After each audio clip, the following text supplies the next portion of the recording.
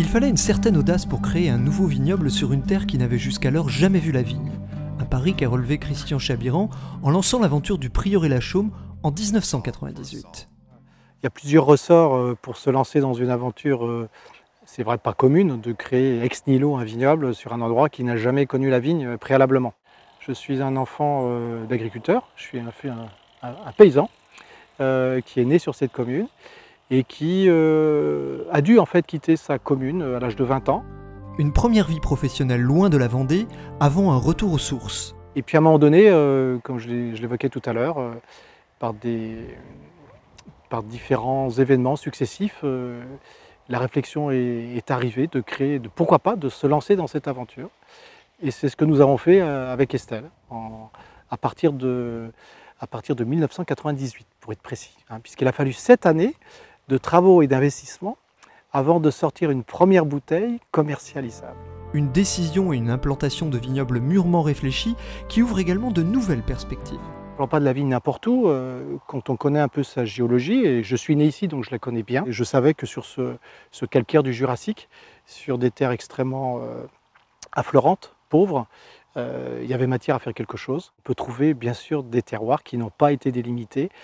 On ne peut pas uniquement s'appuyer sur le fait que depuis 1935, l'INAO a fait son travail en France, défini un certain nombre de grands terroirs, mais qu'il y a bien d'autres endroits qui n'ont pas été découverts. Persuadé des qualités de son terroir, Christian Chabiran avait également une idée assez précise des vins qu'il souhaitait élaborer sur ce coteau de Vix. L'idée principale, l'idée centrale, ça a été vraiment de sortir ce que j'appelle les tripes de l'endroit ici, dans une quête d'équilibre entre ce qu'on peut appeler la richesse des vins du Sud et la fraîcheur septentrionale.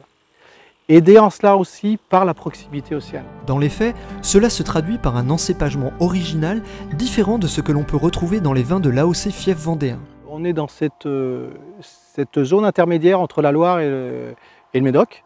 Donc on a des cépages qui viennent du Bordelais, du Sud-Ouest. On a de la Négrette, on a du Merlot beaucoup ici. Et puis on va avoir des cépages plus septentrionaux que l'on retrouve sur la Loire, comme le Chardonnay, le Pinot Noir. Voilà, et c'est cette collusion-là qui fait les vins de la Chaume et l'originalité des vins de la Chaume. Des vins singuliers qui ont aujourd'hui trouvé leur public et que Christian Chabiran espérait voir se multiplier dans le futur, bien au-delà de son domaine. Le vin est une magie permanente. Les témoignages arrivent tous les jours, quelquefois à l'autre bout du monde. Et on ne se pose pas la question le matin pour savoir si on va se lever ou pas, quoi. On a des ressorts dans les jambes, on veut toujours faire mieux et toujours être ce porteur de bonheur, puisque c'est ça le vin. J'espère en fait que cette idée-là, puisque c'est une idée aujourd'hui qui s'est concrétisée, donc au-delà du projet, fera des émules. Je sais que j'ai autour de moi, là, tout autour de moi, des terroirs qui potentiellement peuvent créer de très grandes choses.